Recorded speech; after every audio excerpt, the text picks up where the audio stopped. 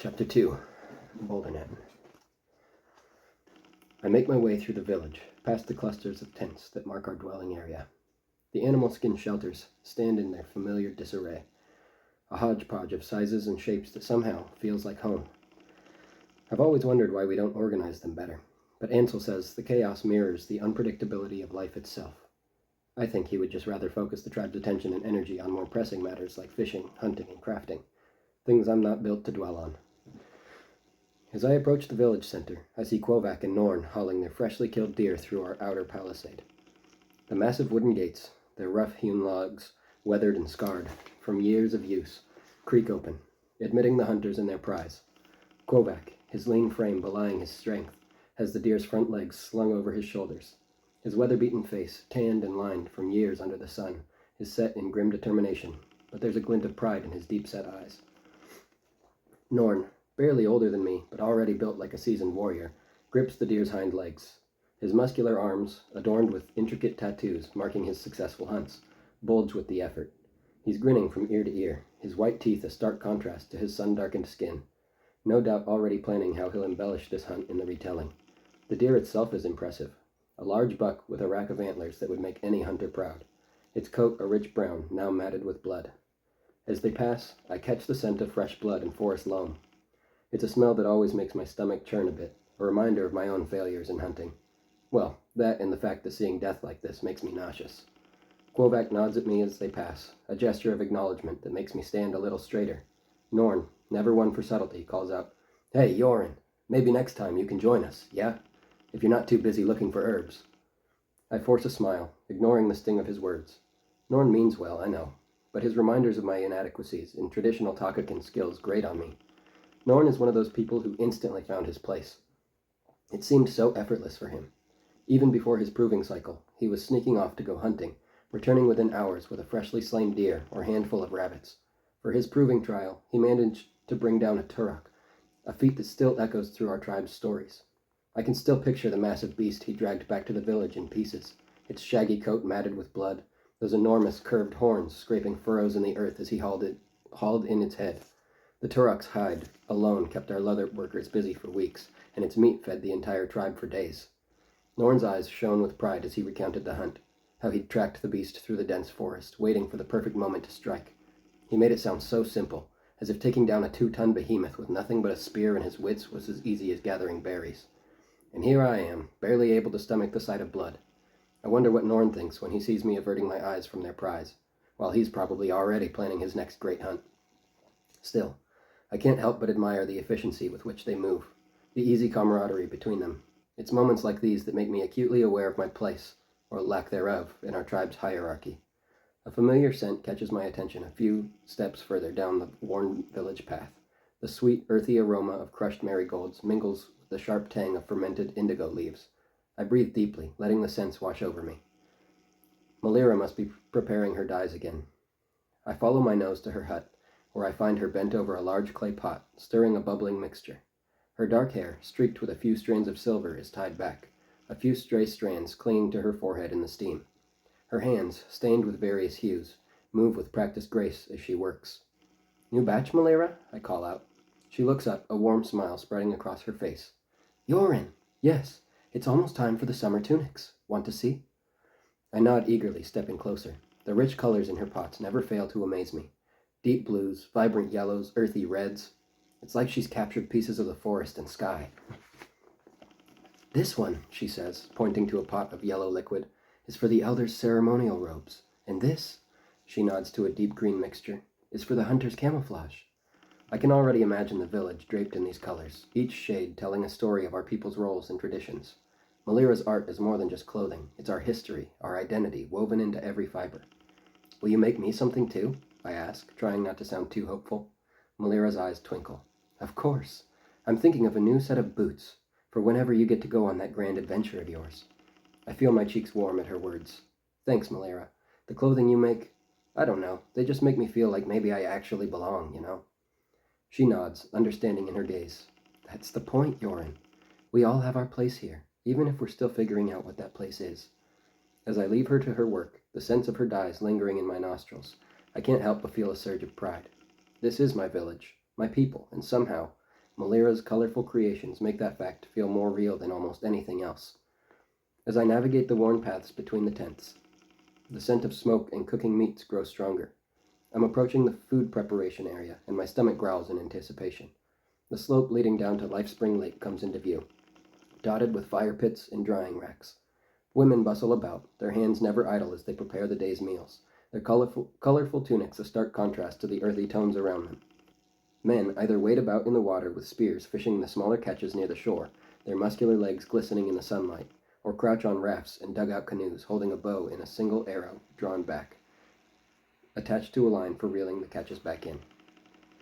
I pause for a moment, taking in the sight of the lake stretching out before me. Its water shimmers in the sunlight, a constant reminder of the bountiful lake that supplies the majority of our meat.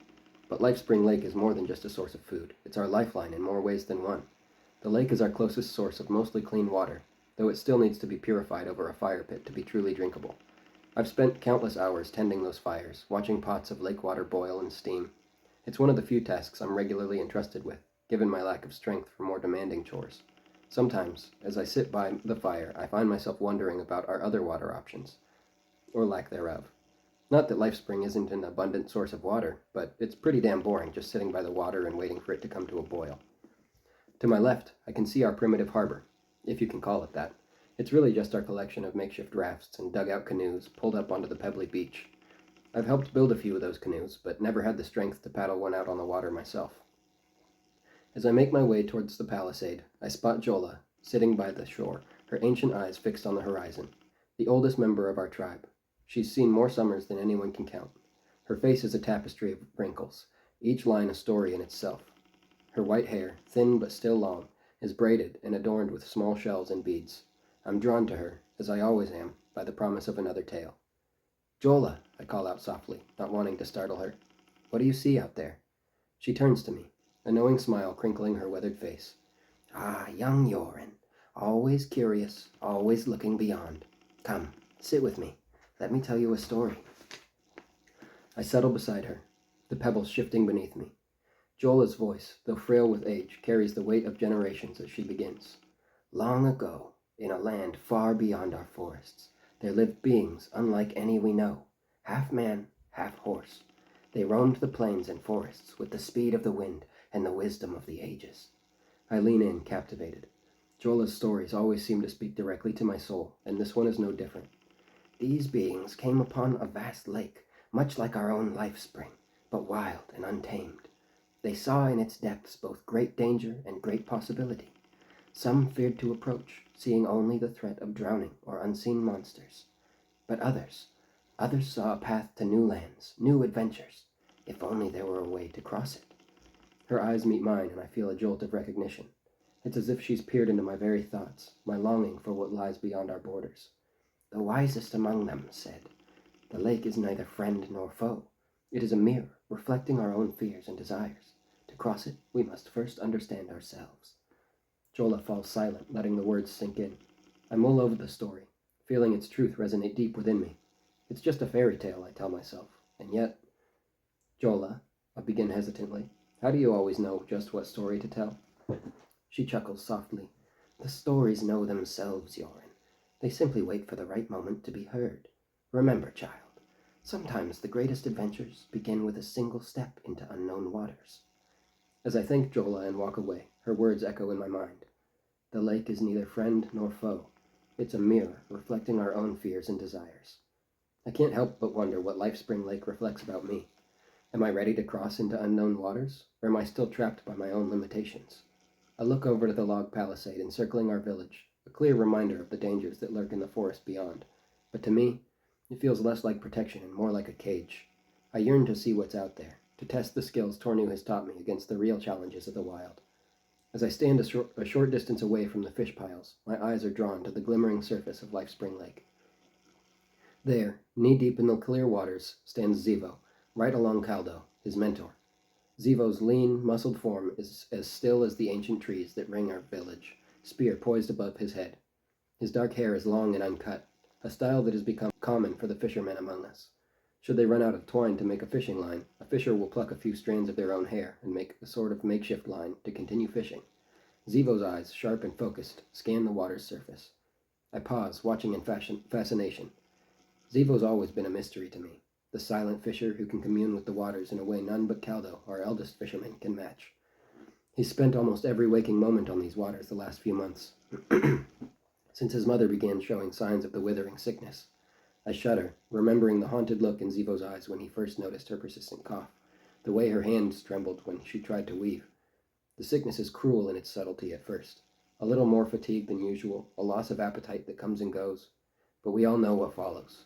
The muscle weakness, the fever that burns like Vortul's fury, and finally, the wasting away that gives the sickness its name.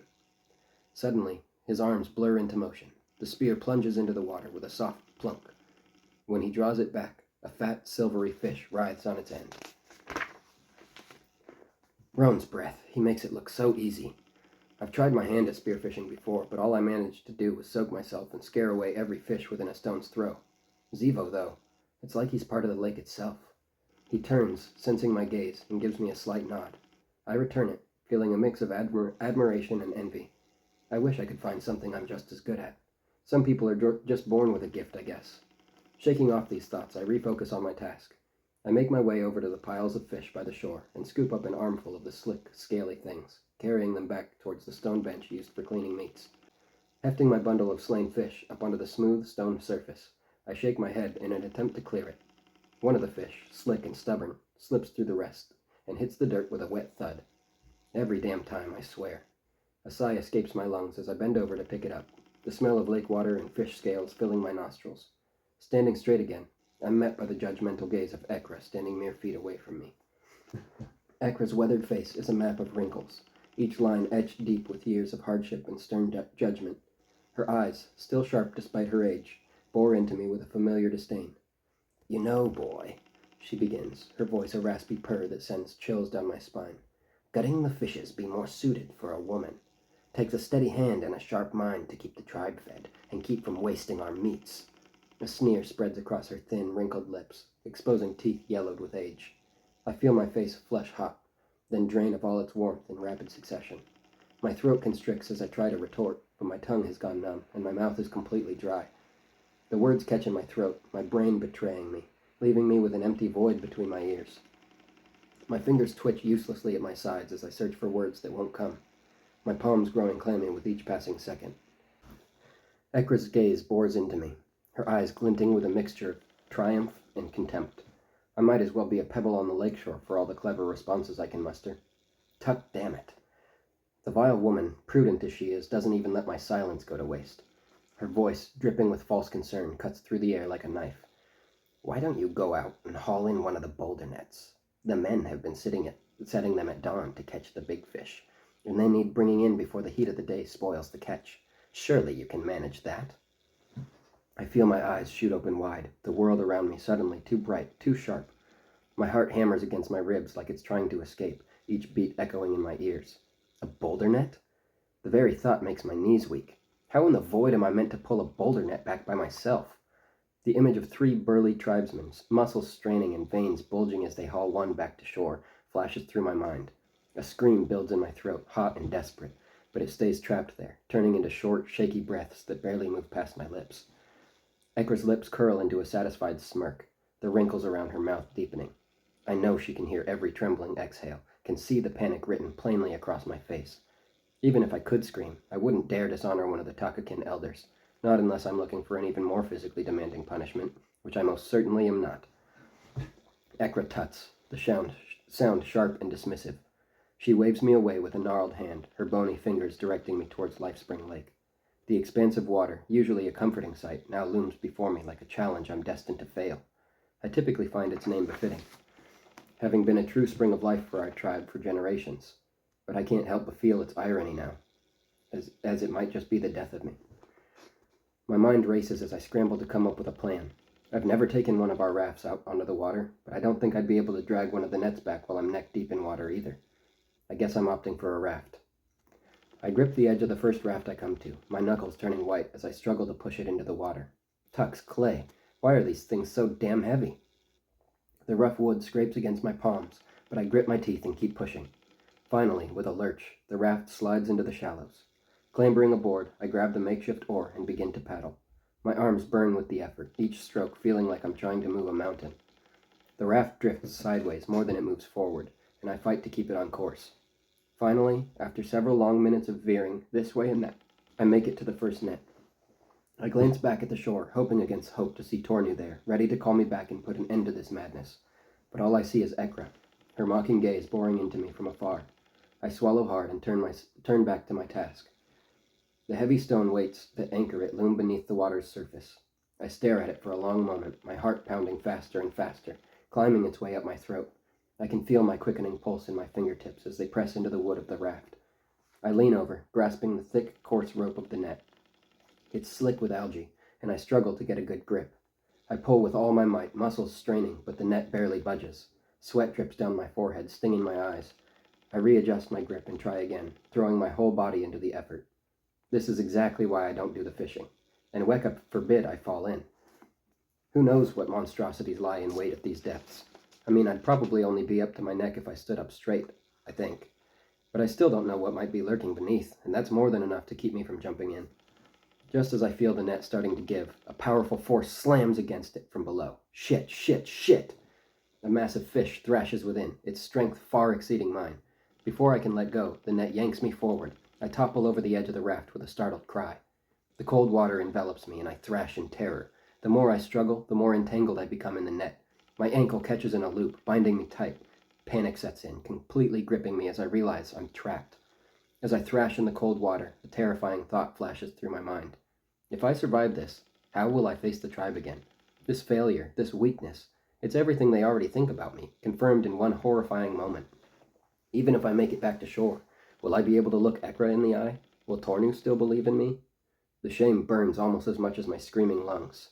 I throw out a prayer to Roan to make a way out, Weka to raise a boulder to lift me out of this abyss, or a shield to protect me from this watery grave, praying silently to anything, anyone to save me. Whether it's desperation lending me strength, or Tuck deciding not to claim me yet, I'm not sure.